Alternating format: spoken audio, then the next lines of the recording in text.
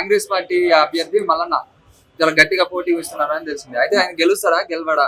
మల్లన్న గారు పోటీ చేసి Congress party B form తీసుకున్నప్పుడు ఆయన గెలిచిపోయాడు.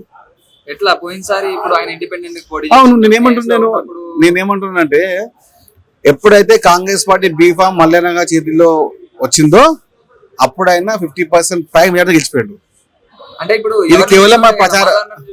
కాంగ్రెస్ పార్టీని నాయకత్వాన్ని మల్లన్న పార్టీ నాతో పార్టీ తీర్మానం వల్ల ఒక పార్టీ మాత్రమే కాంగ్రెస్ పార్టీకి, పార్టీ కాదు. రేవంత్ ఎందుకు పెడతారు ఆయన? ఇప్పుడు నేనున్నాను కార్యకర్త, నేనుంటాను, ఆయన అనుకుంటారు. ఇప్పుడు తీర్మానం వినండి, ముఖ్యమంత్రి గారు పిసిసి ప్రెసిడెంట్ గా ఒక అభ్యర్థి నిలబెడతారు. ముఖ్యమంత్రి వచ్చి నిల్చుంటాడికి అదే అన్న. ఇప్పుడు ఒక అభ్యర్థిని ఆయన నిలబెట్టినప్పుడు ఆయన చూసి ఆయన మంచి పనులు చేస్తాడా చేయడానికి చూసి ఓట్లేస్తారు. యువత అనేది ఆయనకు మంచి ఆధారం ఉంది తిరుమలకు, అది ప్లస్ పాయింట్ ఆయనకి అయింది. దానికి అనుకూలంగా కాంగ్రెస్ పార్టీ టికెట్ ఇచ్చినాము. లాస్ట్ ఎలక్షన్ లో ఇండిపెండెంట్ పోటీ ఓడిపోయిండు, అది గుర్తించి మళ్ళీ టికెట్ ఇచ్చినాము. కాంగ్రెస్ పార్టీ ఓటింగ్ ఉంది, అది కూడా ఆయనకి ప్లస్ అవుతుంది. ఆయన ఎవరికి మంచి చేస్తే ఆయన ఆ పార్టీలోకి పోతున్నాడు అట్లే ఉంటాడు. ఇప్పుడు విమర్శలు లేని నాయకుడు ఉండడు, విమర్శించిన నాయకుడు అయినట్టే.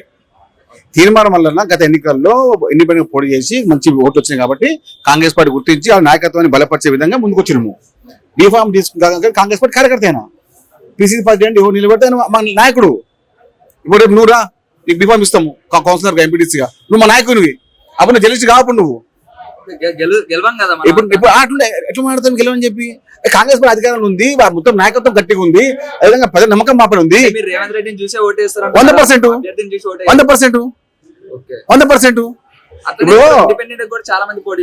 ఏముండని ఇప్పుడు కాంగ్రెస్ పార్టీ నాయకత్వం బలపరిచేది రేవంత్ రెడ్డి గారు చూసి ఓటేస్తారు.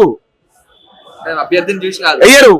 అభ్యర్థి థర్డ్ పాయింట్, పార్టీ గుర్తు ఫస్ట్ పాయింట్, నాయకుడు సెకండ్ పాయింట్, అభ్యర్థి థర్డ్ పాయింట్. కిషన్ రెడ్డి గారు ఇప్పుడు తెలంగాణలో కాంగ్రెస్ అంత అనుభవం లేదు, ఎలాగైనా పోతుంది అని అంటున్నారు కదా. కిషన్ ఆయన ఒంటరి మనిషి అయినా కిషన్ రెడ్డి గారు నాయకత్వానికి మాట్లాడే నాయకత్వం పెద్ద పేరున్న వ్యక్తి కాదు, అనుమానాస్పద నాయకుడు, అనుకోకుండా నాయకుడు. కిషన్ రెడ్డి గారి నాయకత్వంలో ఎవరన్నా బలమైన నాయకుడు ఎదిగినడా?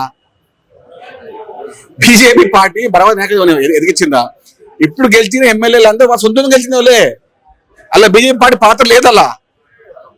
అలాగే ఇప్పుడు లోక్సభ ఎలక్షన్స్ కూడా అయిపోయినాయి కదా, ఎన్ని సీట్లు గెలుస్తుంది అనుకుంటున్నారు? కాంగ్రెస్ పార్టీ 12 ఎంపీ స్థానాలు గెలిచి తెలంగాణ రాష్ట్రంలో మెజారిటీ స్థానాలు గెలిచేది కాంగ్రెస్ పార్టీ. ఇది రాసి పెట్టుకోండి మీరు విషయం.